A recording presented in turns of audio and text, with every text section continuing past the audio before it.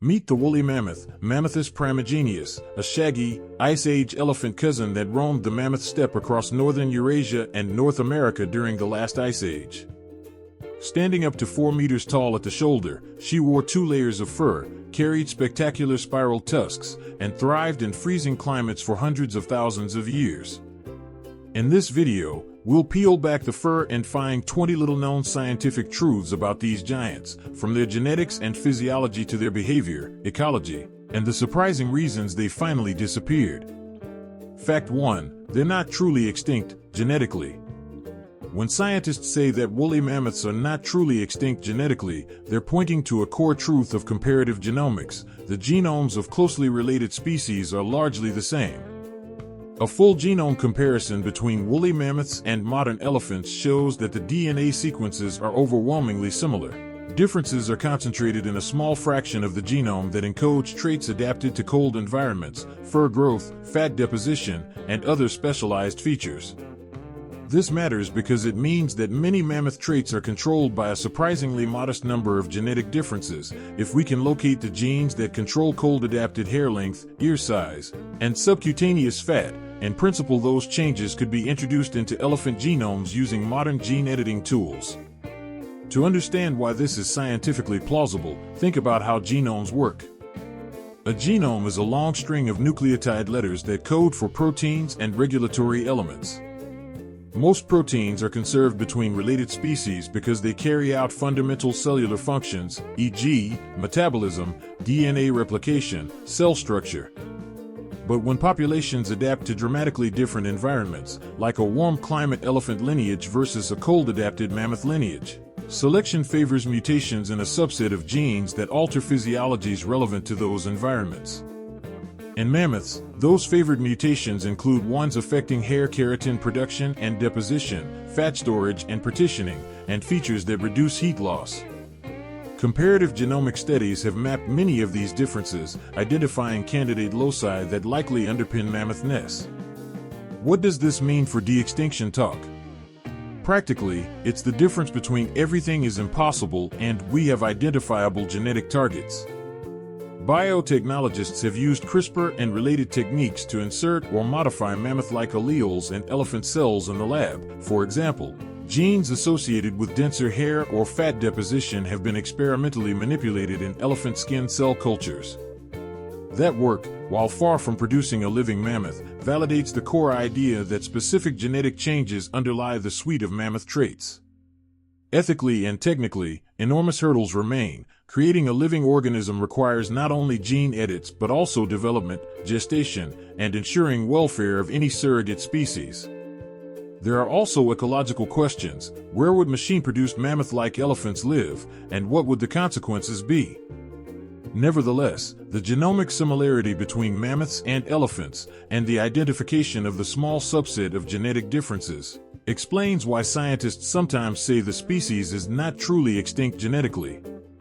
It's a statement about the feasibility of identifying and manipulating the genetic switches that make a mammoth distinct, not a literal claim that mammoths are still walking the tundra. If you're enjoying this deep dive into mammoth biology and want more content like this, please hit subscribe to Animal Hidden Facts and ring the bell. Your support helps us research, script, and produce videos that dig into the science behind ancient beasts and the modern techniques researchers use to study them. Subscribing also helps our creative community grow so we can bring even more rigorous, fascinating stories to you. Thanks, now let's keep going.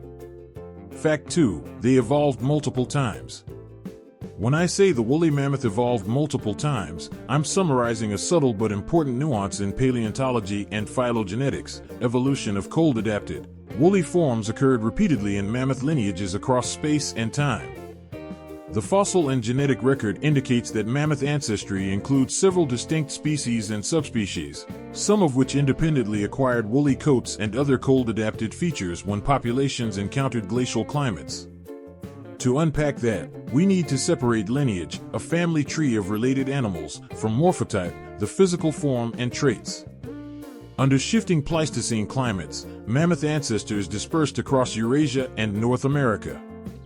When a warm-adapted mammoth lineage moved into a cold, arid environment, natural selection favored individuals with denser hair, more insulating fat, smaller ears, and other traits that reduce heat loss and increase survival. Over thousands of generations, these populations evolved similar cold-adapted morphologies, a process called convergent evolution when similar traits arise independently in different lineages. Why is this plausible? Evolutionary biology shows that similar environmental pressures often yield similar adaptations because there are only so many viable ways to solve the problem of staying warm, finding food under snow, and conserving energy. Long guard hairs combined with a dense undercoat, increased subcutaneous fat, compact ear morphology, and specialized hemoglobin are all plausible adaptive strategies in cold climates. When separate mammoth populations encountered the same selective pressures, natural selection steered them towards similar phenotypes. The fossil record corroborates this. Paleontologists find morphologies and dental features indicating locally derived, regionally distinct mammoth forms. Genetic analyses of ancient DNA from multiple geographic locations similarly show divergence among mammoth groups while also revealing shared adaptive alleles. So the idea isn't that the very same woolly mammoth population re-evolved multiple times from scratch, but rather that woolly, cold specialist forms emerged repeatedly whenever the ancestral stock encountered glacial environments, producing parallel evolutionary outcomes in different branches of the mammoth family tree. This repeated evolution has implications for how we reconstruct mammoth life. It explains variation in coat thickness and body size across time and place, and it highlights selection's role in shaping functionally effective, repeatable solutions to common environmental challenges. It also shows why ancient DNA from multiple sites is necessary to understand the full picture. Each sample is a snapshot from a different branch of the mammoth tree, and combined they reveal a mosaic of adaptation, migration, and local specialization over tens of thousands of years. Fact 3. Their hemoglobin was antifreeze. The notion that mammoth hemoglobin had antifreeze qualities is shorthand for a precise biochemical adaptation. Substitutions in the amino acid sequence of mammoth hemoglobin altered its oxygen-binding properties so blood could deliver oxygen more reliably at low body temperatures. Hemoglobin is the protein in red blood cells that binds and releases oxygen. Its oxygen affinity and the temperature sensitivity of this affinity are determined by its three-dimensional structure, which is in turn determined by the sequence of amino acids in the hemoglobin protein. In Arctic conditions, cold temperatures can change the way hemoglobin binds oxygen. Generally, cold tends to increase hemoglobin's affinity for oxygen, making it hold onto oxygen more tightly and release less to bodily tissues, which is a problem for warm-blooded animals that need constant oxygen supply. Mammoths, as large mammals living in sub-zero environments, faced this physiological challenge. Paleogeneticists reconstructed mammoth hemoglobin genes from ancient DNA and compared them with those of modern elephants and other mammals. When they expressed the ancient hemoglobin proteins in the lab and tested their biochemical behavior, they found specific amino acid substitutions that reduced the temperature sensitivity of oxygen binding. In other words, the mammoth hemoglobin released oxygen to tissues at low temperatures more effectively than the hemoglobin of warm-climate elephants. This is not magical antifreeze, it's a fine-tuning of protein function. The lab experiments involved expressing mammoth hemoglobin variants in bacterial or cell culture systems, purifying the protein, and then measuring oxygen dissociation curves at different temperatures. Those measurements quantified how readily the hemoglobin released oxygen to tissues at, say, 37 degrees Celsius, typical mammal body temperature, versus near freezing. Mammoth variants showed stable oxygen release across a wider temperature range. That adaptation would be especially important in peripheral tissues, ears, trunk tip, tail, that can be cooler than the core, and in animals that might lower peripheral temperature to conserve energy. The hemoglobin changes also dovetail with other physiological and morphological adaptations. Thick fur and subcutaneous fat decrease whole body heat loss, while modified hemoglobin ensures that whatever blood actually reaches cooler tissues still offloads oxygen. The combination of morphological insulation and biochemical adjustment in the oxygen transport system is a textbook example of coordinated adaptation across levels of biology: gene, protein, physiology, whole animal performance in an extreme environment. Fact 4. They weren't all woolly. When popular culture conjures a mammoth, it usually means the archetypal shaggy, long-haired tundra giant, but that image is both temporally and geographically specific. The mammoth lineage is deep and widespread, with ancestors and cousins adapted to a variety of climates, from relatively mild steppe environments to frigid tundra. Fossils and paleo-environmental reconstructions show that in times and places where the climate was milder or the environment less dominated by continuous permafrost, mammoth populations often displayed less extreme hair coverage and different body proportions. This variation arises because maintaining a thick, dense coat has costs as well as benefits. Thick fur is costly to produce and maintain, can overheat an animal in milder summers, and affects camouflage and parasite loads. Natural selection therefore favors the coat type that best balances thermal insulation against heat stress and resource investment in a given environment. We also see this pattern in modern mammals. Bison, horses, and reindeer populations living at higher latitudes often develop thicker winter coats than their conspecifics in milder regions. For mammoths, isotopic evidence, sediment data, and fossilized hair and skin impressions show differences in fur density and body size across populations. In warmer interstadials, brief warm intervals during glacial periods, steppe mammoths that occupied lower latitude grasslands had sparser fur and slightly different morphologies compared to high latitude woolly forms. Moreover, not all mammoths lived at extreme high latitudes year-round. Some migrated seasonally into milder ranges where a heavy coat would be disadvantageous. Finally, the genetic changes that produce an extreme woolly phenotype involve regulatory switches in hair growth cycles and keratin genes. Those switches can be toggled or tuned in different populations under different selective pressures. So the classic woolly image captures one very successful morphological strategy, but it's only part of the broader story of mammoth diversity. Fact 5. Last survivors lived during the Pyramids era. This is one of those facts that captures the imagination. Pockets of woolly mammoths survived long after the species disappeared from much of mainland Eurasia and North America. The most famous refuge is Wrangel Island, a small Arctic island north of Siberia. Radiocarbon dating and genomic analyses indicate that while continental mammoth populations largely died out around 10,000 to 12,000 years ago during the terminal Pleistocene, a population persisted on Wrangel Island until roughly 4,000 years before present, a time when humans were building Bronze Age societies, and well after Stonehenge and early pyramid constructions in Egypt had already occurred. How did they survive so long? The answer lies in geography and isolation. Wrangel Island became separated from the mainland by rising sea levels at the end of the last ice age. That isolation protected the island's mammoths from many mainland threats. Large-scale human hunting pressures were reduced or absent, and local conditions could provide refugial habitat for a small, stable population. But island life has consequences. Small, isolated populations are vulnerable to genetic drift, inbreeding, stochastic environmental events, like an extreme storm or disease, and changes in resource availability. Indeed, genomic studies of Wrangel Island mammoths reveal genetic signatures consistent with long-term isolation, and researchers have debated whether genetic deterioration or a rapid, chance event, perhaps disease, an extreme weather event, or a catastrophic ecological shift, killed the last individuals. The key takeaway is that these island mammoths coexisted with advanced human cultures thousands of years into what many think of as the historical era. That temporal overlap is a reminder that the end of the Ice Age was not a singular instant. For some populations, the transition from Pleistocene to Holocene stretched on for millennia in isolated pockets.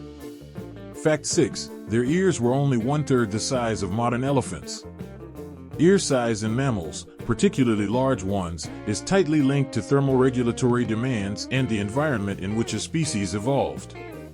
In warm climate elephants, especially African savanna elephants, enormous ears function like radiators. Blood flows through the ear's dense network of vessels, and the thin, hairless ear skin exposes that warm blood to passing air, dissipating heat.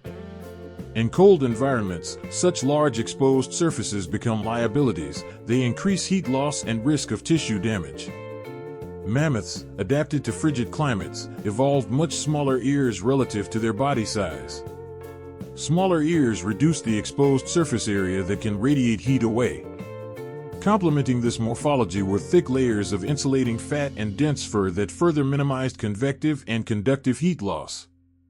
Evolutionary biologists recognize this as an instance of Allen's rule, a broad ecological principle that animals in colder climates tend to have shorter, more compact extremities, ears, tail, limbs, than relatives in warmer climates.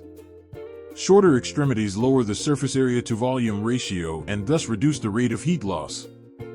For a large-bodied animal like a mammoth, the combination of massive body volume, which reduces relative heat loss, and compact appendages was a thermodynamically efficient design for Arctic survival. Fossil skulls and preserved ear impressions permit paleontologists to reconstruct ear dimensions and compare them to modern elephants, supporting the interpretation that mammoth ears were notably smaller. Additionally, when reconstructing how a mammoth moved heat from core to periphery, researchers consider circulatory adaptations, e.g., countercurrent heat exchange in the vessels supplying extremities, that could further mitigate heat loss. Altogether, smaller ear size in mammoths is an adaptive response to long-term cold stress, consistent with well-established ecogeographic rules and reinforced by anatomical and physiological evidence. Fact 7. They had 2 layers of fur, one oily and one insulating. Woolly mammoths were insulated by a combination of 2 distinct hair layers, a long outer layer of coarse guard hairs and a dense, fine underfur beneath.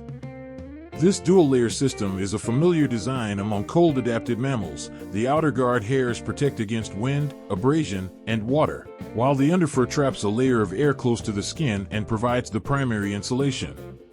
The guard hairs of mammoths could be very long, sometimes described as meters long in myth, though actual preserved specimens show guard hairs up to a meter or so in some contexts, and they acted as a barrier, shedding snow and moisture and slowing convective heat exchange.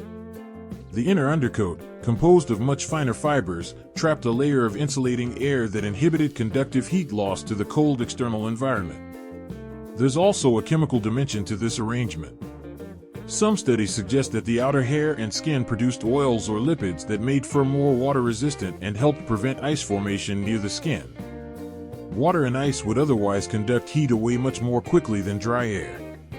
In addition, the physical architecture of hair shafts and scale patterns can influence insulating properties, and the particular keratin composition of mammoth hair may have been tuned to maximize thermal performance.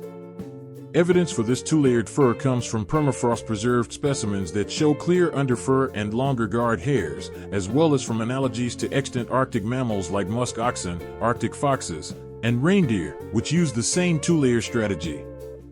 From a functional standpoint, this arrangement allows mammals to maintain high thermal resistance while still presenting a protective outer barrier to the elements. A combination that was key to mammoth survival in environments where temperatures remained well below freezing for many months each year. Fact 8. Their trunks had 2 fingers. The terminal tip of an elephant or mammoth trunk is deceptively complex. Modern African elephants have 2 opposable structures at their trunk tip, sometimes called fingers, while Asian elephants have 1. These muscular projections allow elephants to precisely pinch and manipulate objects, from tiny berries to blades of grass. In mammoth anatomy, evidence from cranial and soft tissue impressions, combined with phylogenetic inference, i.e., what their close living relatives possess, strongly suggests that mammoths had a trunk with 2 terminal projections, enabling fine control. This capability was important for foraging in challenging environments. Instead of indiscriminately scooping enormous mouthfuls, a mammoth could pluck out small, nutrient-rich plants, delicately pick at buried vegetation, or manipulate objects. Trunk morphology is determined by a complex assembly of muscles, nerves, and connective tissue. The fingers are muscular flaps formed by specialized muscle arrangements at the trunk tip. Why does this matter? Precision in foraging expands dietary breadth, enabling an animal to exploit varied food items, not just bulb grasses but forbs, buds, and specific plant parts that may be seasonally abundant or nutrient-dense. In a harsh, seasonal environment like the mammoth steppe, having a manipulative organ capable of selective feeding confers an advantage. Moreover, the trunk served many functions beyond feeding: social touch, tactile exploration, and, importantly, thermoregulation. The trunk is highly vascularized and may have played a role in heat exchange. The fact that mammoths probably possessed the same two-fingered control as African elephants underscores both their behavioral sophistication and their functional continuity with living elephant species. Fact 9. Their tusks were spiral-shaped by design. Mammoth tusks are among the most iconic parts of their anatomy, long, outwardly curving, and often spiraled. The shape is not mere ornamentation, it reflects both developmental growth patterns and functional use. Tusks are elongated upper incisors, continuously growing structures composed of dentine, and their curvature results from differential growth and wear over long periods. But why the spiral? From a biomechanical and behavioral standpoint, curved and spiral tusks are useful for tasks that include shoveling, scraping, and levering. One of the hypothesized primary functions of the pronounced curvature in woolly mammoth tusks is snow shoveling and ground excavation. In Arctic and subarctic habitats, much of a mammoth's food could be buried under snow and ice. Having tusks that curve forward and then up allows animals to push aside or break through consolidated snow, to tear at frozen ground, and to slice through ice to reach vegetation. The spiral curvature distributes mechanical stress along the tusk and provides multiple angles of attack, enabling more efficient digging and breaking actions. Where patterns on tusks corroborate these functional hypotheses. Paleontologists study microscopic and macroscopic wear facets and striations to infer use patterns. Many mammoth tusks display ventral wear surfaces consistent with repeated contact against frozen ground.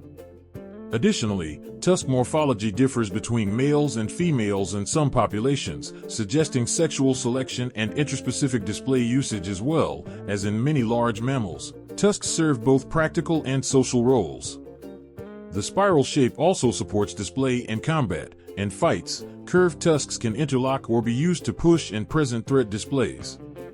Taken together, the spiral tusk is a multifunctional tool evolved under selective pressures that included foraging under snow and ice, social signaling, and interspecific interactions. Fact 10. Their teeth were renewable, but only 6 sets. Like modern elephants, mammoths had a unique system of dental replacement characterized by a sequence of large grinding molars that moved forward in the jaw as older ones wore out, a process called horizontal tooth replacement. Mammoth molars were specialized for processing tough, abrasive vegetation. They consisted of enamel plates separated by softer dentine. As the animal chewed, grit and silica in grasses rapidly wore down tooth surfaces.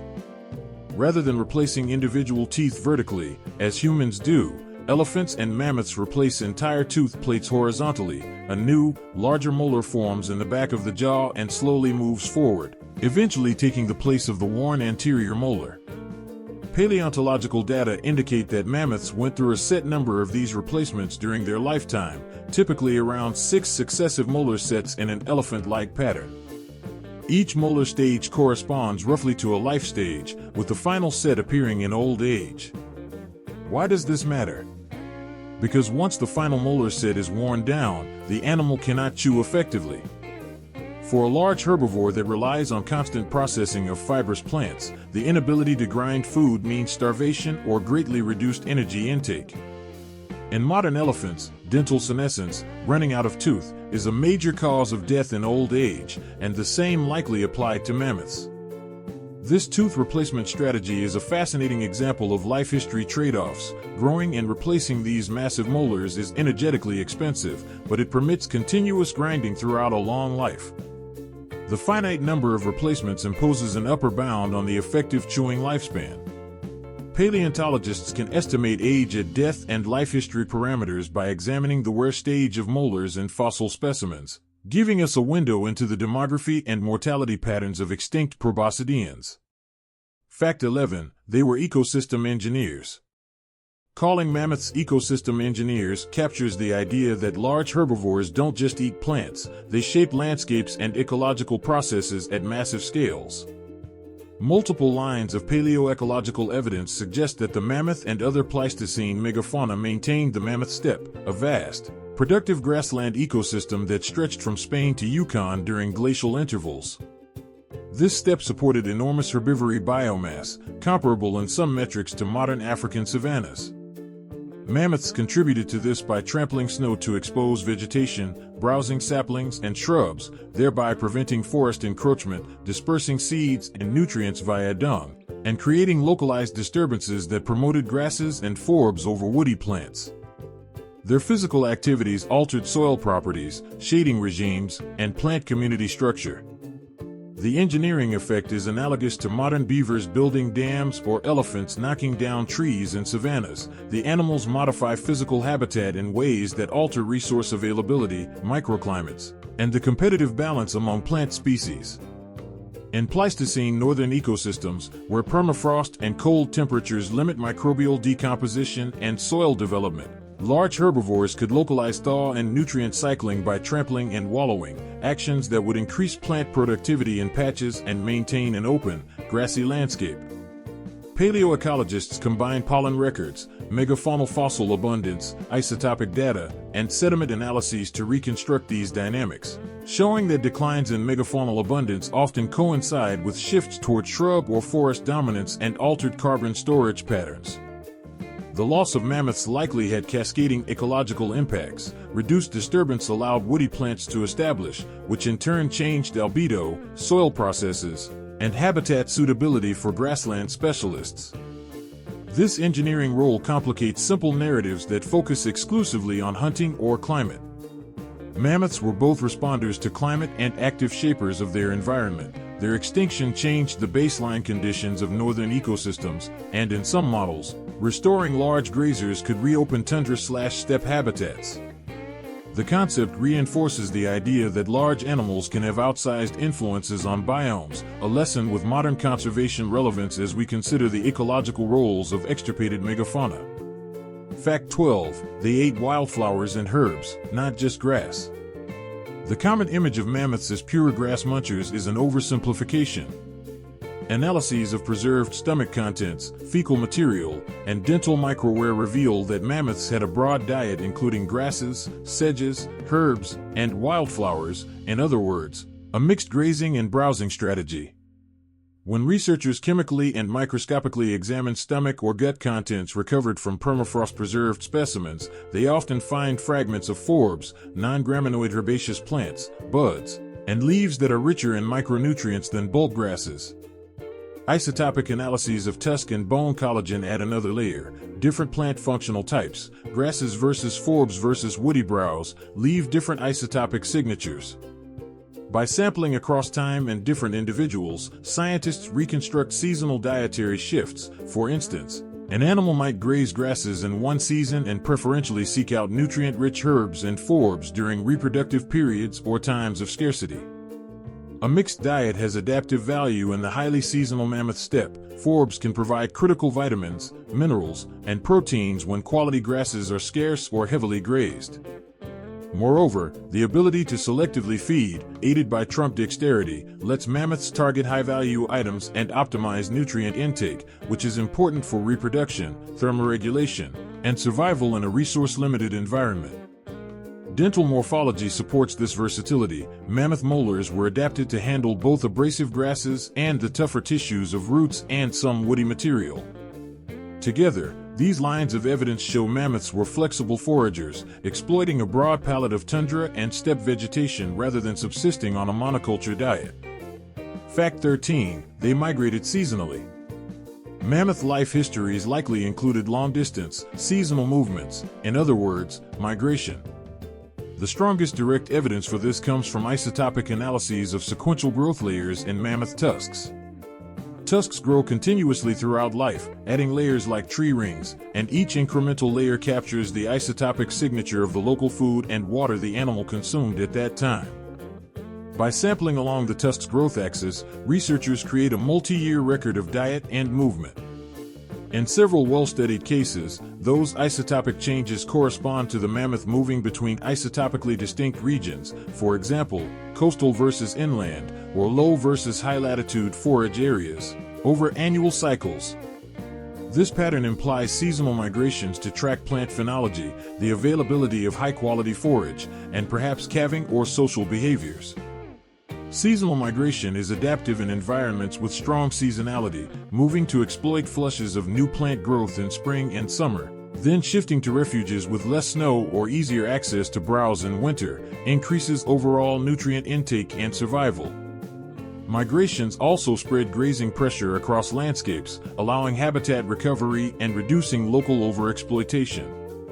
The physical capacity to migrate, large body size, energy reserves, and efficient locomotion made mammoths well suited for long-distance travel. They also left behind ecological traces. Migration routes show up in the distribution of dung, worn trails, and concentrated kill or butchery sites in areas where ancient humans intercepted them. Putting isotopic, fossil, and sedimentary evidence together gives a vivid picture of mammoths as mobile, landscape-spanning herbivores that tracked seasonal green-up across the mammoth steppe. Fact 14. They may have used tusks for social displays. Tusks are multifunctional. They're tools, weapons, and social signals. In many living proboscideans and other large mammals, morphological traits that are conspicuous and vary between individuals, size, curvature, ornamentation, are used in social contexts such as display, dominance, and mate attraction. Mammoth tusks show sexual dimorphism in many populations. Males often have more massive or differently curved tusks, which hints that tusks played a role in sexual selection. Where patterns and healed injuries on tusks and skulls indicate interspecific combats where tusks were used to push, strike, or interlock. Such behaviors are classic hallmarks of social competition. Beyond direct combat, the visual spectacle of huge, curved tusks probably functioned in threat displays. Raising the head and presenting tusks makes an animal appear larger and more intimidating without engaging physically. Display can reduce the frequency of costly fights by allowing rivals to assess each other's size and condition from a distance. Developmentally, tusk growth is influenced by hormones and nutrition. In males, testosterone surges during maturation can drive exaggerated tusk growth, reinforcing their role as sexually selected weapons. In social species, displays are embedded in complex behavioral repertoires, vocalizations, trunk gestures, and body postures, with tusks serving as one visible axis of signaling. So while tusks clearly had mechanical functions, digging, scraping, their role in social communication and competition was probably just as important in shaping their evolution and diversity. Fact 15. Mammoth herds had matriarchal social systems. Modern elephant societies give us a strong comparative model for interpreting fossil and subfossil evidence about mammoth social structure. In living elephants, females form stable, matriarchal family groups led by an older, experienced female.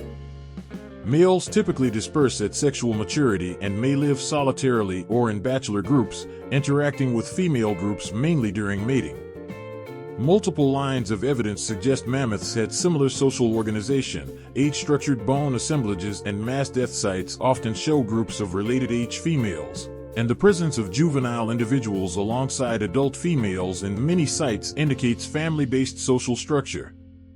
Furthermore, pathologies, healed injuries, and life history signals in mammoth bones suggest protective behavior consistent with coordinated group living. Matriarchal systems offer clear adaptive advantages in harsh environments. A matriarch's knowledge of resources, routes, and refugia, gained over decades, helps the family survive droughts, severe winters, and seasonal shortages. Collective care of calves, coordinated movement, and social learning are all enhanced in stable female-led groups. While we can't observe mammoth societies directly, behavioral ecology infers the most likely social systems by comparing anatomical, population level, and paleoecological data with what we know from extant proboscideans.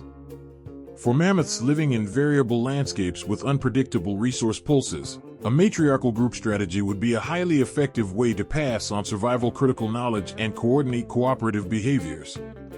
Fact 16. Humans didn't cause their extinction alone. The late Pleistocene megafaunal extinctions, including the disappearance of mammoths from much of their range, are complex events with multiple drivers. While human hunting likely contributed to population declines in many regions, it's too simplistic to attribute mammoth extinction solely to overkill by humans. Paleontologists and geneticists now see a mosaic of causes. Rapid climate change at the end of the Ice Age altered habitat distributions, shrinking the mammoth steppe and replacing it with forests and wetlands. Isolated populations experienced genetic drift and inbreeding as they became fragmented, and in some cases sudden stochastic events, disease, extreme weather, likely delivered the final blow.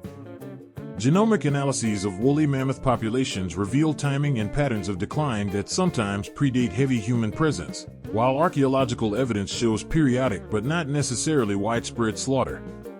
Ecological modeling suggests that the interaction between climate-driven habitat loss and even moderate human hunting pressure could produce extirpations. Moreover, small and isolated populations, such as those on islands or in glacial refugia, are vulnerable to demographic stochasticity and disease outbreaks. In short, while humans played a role in many places, especially where new hunting technologies overwhelmed naive megafauna, the extinction of mammoths is a story of converging pressures, shifting climates, changing vegetation, landscape fragmentation, human hunting and disturbance, and chance events. Understanding this nuance is important because it informs modern conservation. Synergistic stressors often cause collapses, and addressing only one driver may not be sufficient to preserve vulnerable species. Fact 17. Some mammoth carcasses were freeze-dried. Permafrost occasionally preserves animal remains with extraordinary fidelity. In Siberia and the Arctic, the cold, anaerobic conditions can slow down decomposition to the point that skin, hair, muscle tissue, and stomach contents remain, sometimes for tens of thousands of years. Explorers and scientists have encountered mammoth carcasses with flesh that appeared fresh or pink, articulated bones, and intact stomach contents. This preservation occurs because low temperatures inhibit the microbial activity that normally causes soft tissues to rot, and the lack of oxygen in frozen sediments further protects organic materials from decomposition. The term freeze-dried is therefore metaphorically apt. Tissues are essentially dehydrated and frozen in time, not undergoing the usual microbial breakdown. These specimens provide a treasure trove of biological information. Researchers can analyze stomach contents to determine diet, extract DNA for genomic studies, study skin and fur to reconstruct coat properties, and even examine isotopic signatures to infer seasonal movements. That said, still edible descriptions from early explorers should be taken with caution. While the tissue may appear to smell or look relatively fresh, it often contains decomposition products and is not safe to eat. Scientifically, the preservation of soft tissues gives direct insight into physiology and ecology that bones alone cannot provide. However, exposure of these specimens, e.g., due to melting permafrost, can lead to rapid degradation and loss of information, which is a concern for paleontologists today as climate warming accelerates permafrost thaw.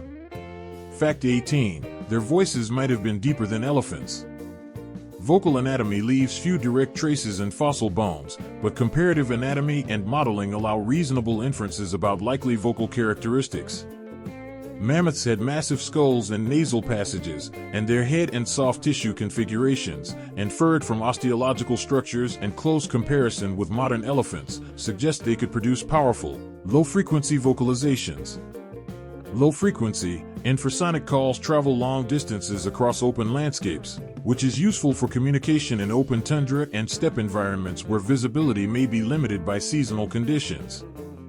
In living elephants, low-frequency rumbles are used for long-distance contact, coordination of movement, and social bonding. A similar system in mammoths would have been advantageous for calling across the wide, sparsely vegetated expanses they inhabited. Anatomically, the resonant frequency of vocalizations depends on the size of the airways and resonating chambers. Larger air cavities and longer vocal tracts generally favor lower resonant frequencies. Fossil skull morphology allows modeling of probable vocal tract space and estimates of frequency ranges.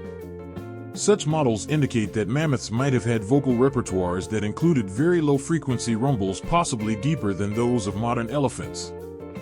Deep calls can also be used in sexual display and dominance contexts. Low-frequency sounds often correlate with large body size and thus can function as honest signals of size or condition. While we lack direct recordings, the convergence of anatomical and behavioral reasoning makes the hypothesis plausible. Fact 19. Their dung still fertilizes Siberian soil today. Permafrost-preserved mammoth dung and plant remains are nutrient caches frozen into the Arctic soils. When permafrost thaws, increasingly common with recent warming, those ancient organic deposits can be decomposed, releasing nutrients that affect modern plant communities. In some places where mammoth remains and dung have been exposed, researchers have observed localized boosts in soil fertility and plant growth. The starches, fibers, and mineral-rich components of ancient dung act as a pulse of organic matter, providing nitrogen, phosphorus, and other nutrients to microbes and plants when they become available. In effect, ancient megafaunal deposits are a form of time-lagged fertility, long after the animals died. Their biological materials continue to influence nutrient cycles when environmental change releases them. This phenomenon underscores the long-term impact of megafauna on biogeochemical cycles. During the Pleistocene, repeated input of dung, urine, and carcass residues from dense herbivore populations likely shaped bulk soil properties and plant productivity. Those impacts can persist episodically as permafrost thaws and releases ancient organics now accessible to the modern ecosystem. It's a striking reminder that extinction does not instantly remove an organism's influence from ecosystems. In some places, their biological legacy remains active in surprising ways. Fact 20. We've found mammoth ivory art older than writing.